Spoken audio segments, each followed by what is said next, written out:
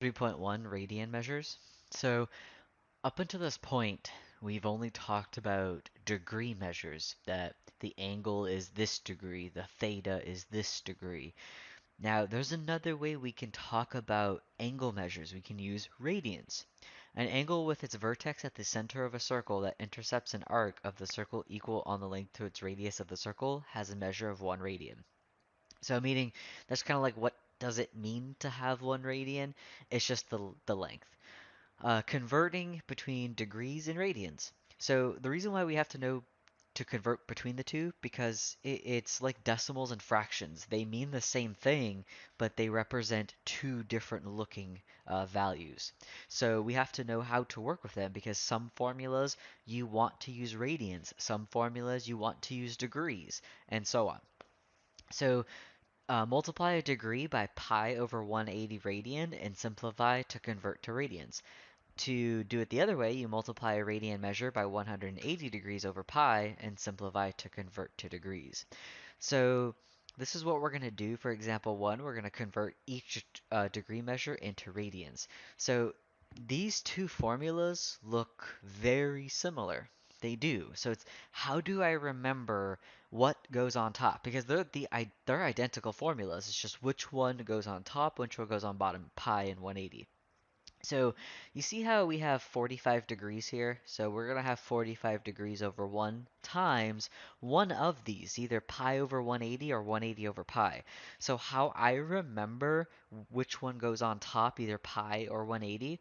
So you know how the degree is on top? I need to get rid of degrees because I need to go from degree to radians. So degree needs to cancel out.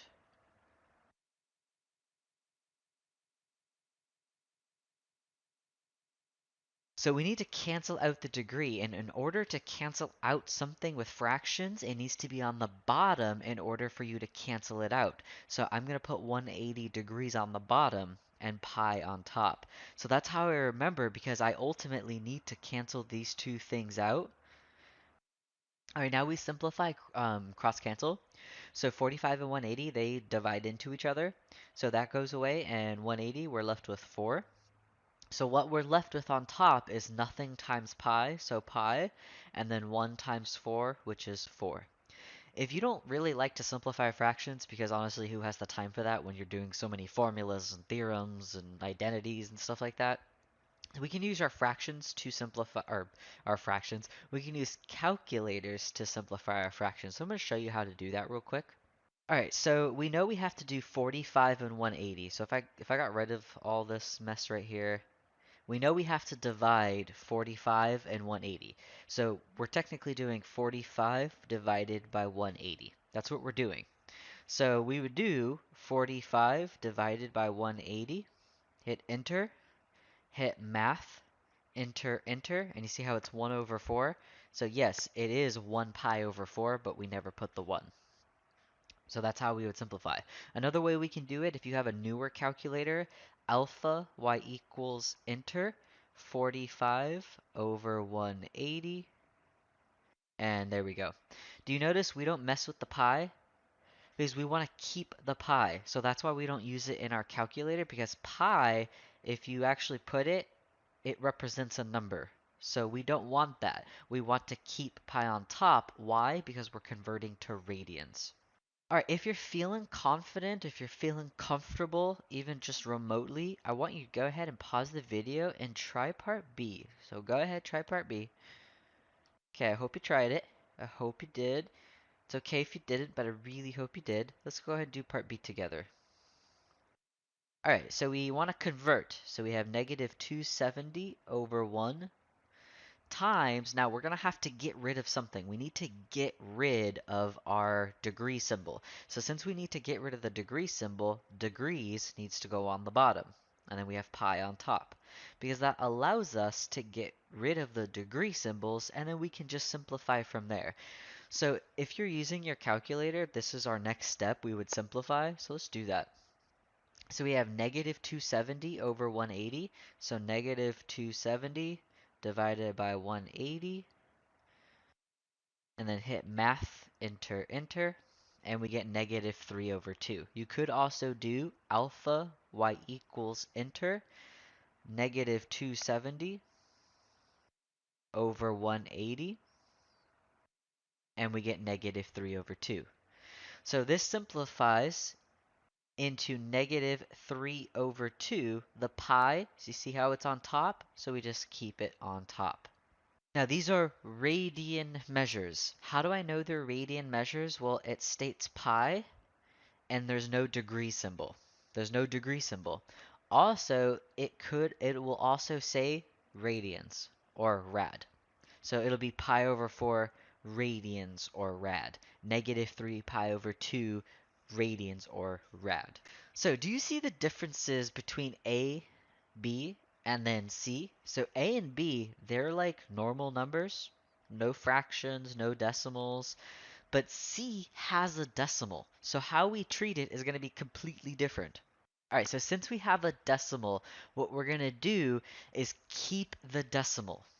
So how do we keep the decimal? We're just going to use our calculator completely to figure out what is this in radian measures. So decimals stay as decimals. So what we're going to do is still set this up the same way. So we are going to have 249.8 degrees over 1. You don't have to put the over 1 in this case because we're working with decimals. Times, we're still multiplying by pi over 180. So because we start with decimals, we want to finish in decimals, meaning we use our calculator. So that's how I know when to use my calculator and not. Decimals mean calculator. It's approximate. So that's why we're going to use our calculator. So let's go ahead and plug this into our calculator.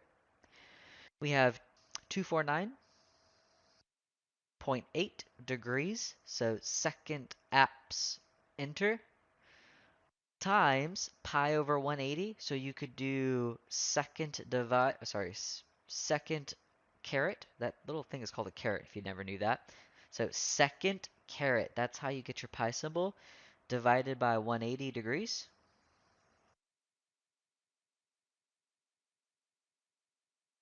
And we get our decimal. You could also do 249.8 parenthesis, because we don't need the times. That's what parenthesis means. Alpha y equals enter pi over 180. So when we're converting from degree to radians and radians to degree, you don't have to put the degree symbol, and it doesn't matter what mode your calculator is in. So we have our approximated value. So it's approximately 4.359832471. So because it's a decimal, we know we need to round. Now, it's never going to tell you to round anymore. Those days are gone. What we need to do, I mean, sometimes they'll tell you to round, but what we need to do is look at significant digits. So if I brought out 249.8, how many significant digits is that again? That's 4 significant digits. So since it's 4 significant digits, that means we need to round 4 significant digits. So it'll be approximately 4.35. So it's not going to be 35 because so 4 digits is this right here. But next to it is 8, so that's going to round up to 0, so this changes this to 6. So it'll be 4.360 radians. All right, let's practice going the other way. So we're going to convert each radian to degree. So we know we're going to be multiplying stuff to stuff. Yes, very, very technical terms right there. So we have 9 pi over 4 times, now we know it's either going to be 180 over pi or pi over 180. So how do I remember which one to do? Well, I need to get rid of like that little symbol, either the degree mode or the degree or the radian, or the pi, sorry. I'm talking about calculator modes right now. We either need to get rid of the degree symbol or the pi symbol. So since we have the pi symbol, we need to get rid of it. So pi is going to go on the bottom and 180 is going on top.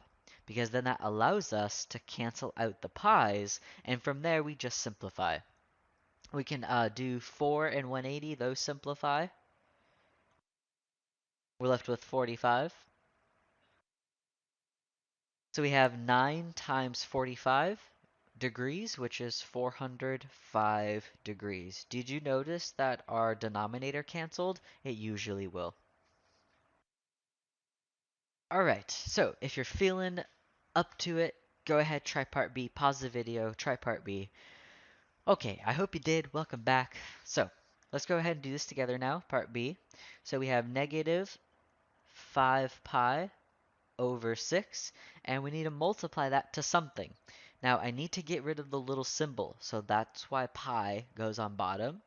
So by default, 180 goes on top. So we know that these pi's are going to go away.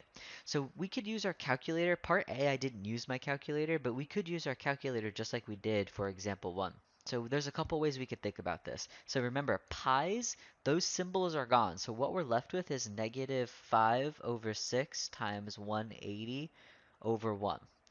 So we could do parentheses negative 5 divided by 6, parentheses, because that means times 180. And we get negative 150. We could also do alpha y equals, enter, negative 5 over 6 times 180, negative 150. We could also do 5 times 180 divided by negative 6, negative 150. So you see how there's multiple ways we could use our calculator for this? Or you could just do it by hand. It's all up to you. So we simplify this and we get negative 150 degrees. All right, so part C, we have 4.25 radians. So it's in decimal form. So remember, we need to keep it as decimals. So let's say it, decimals stay as decimals. Meaning, use calculator.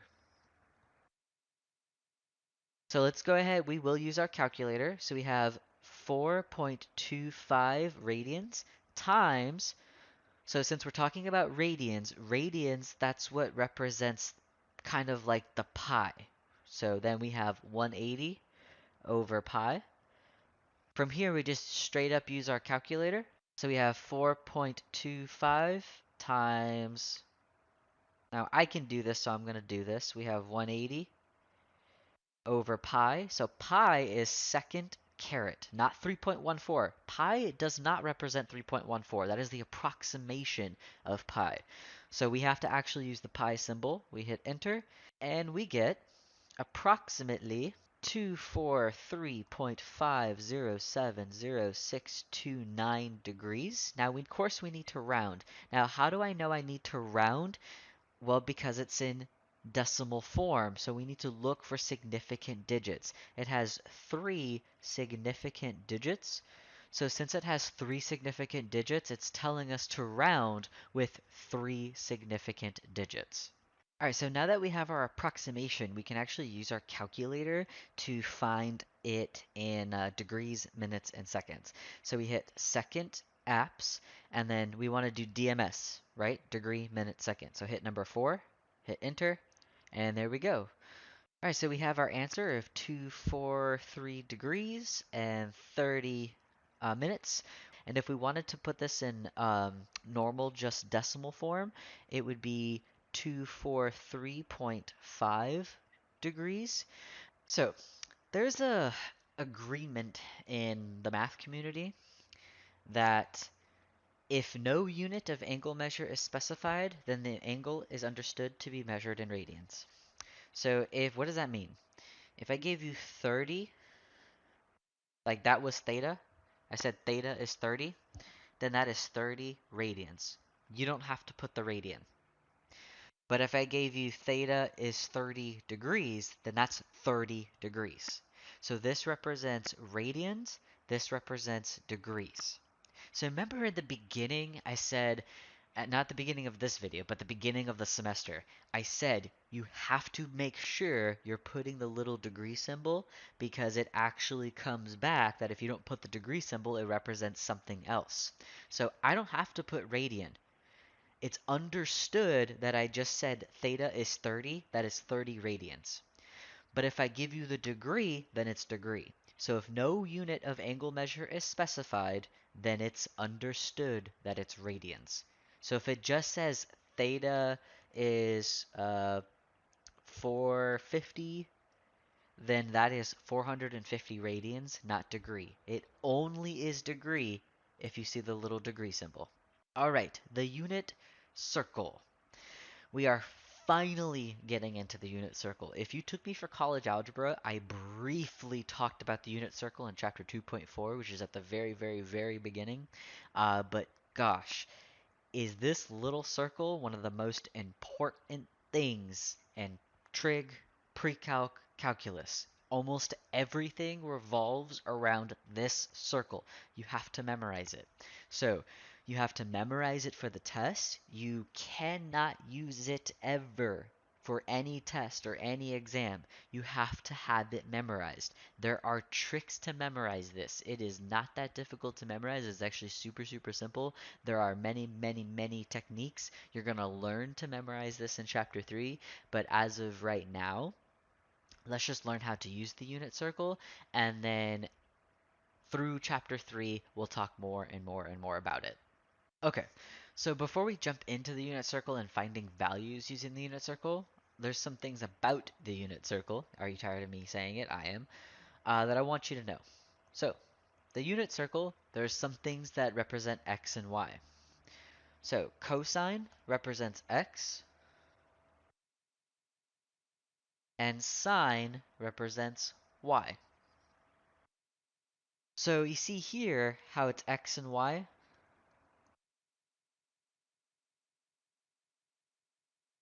Those are your coordinate points for your x and your y. Here are your radian measures. So all of these are radian measures. We know it's radian because of the pi symbol. And then finally we have our degrees.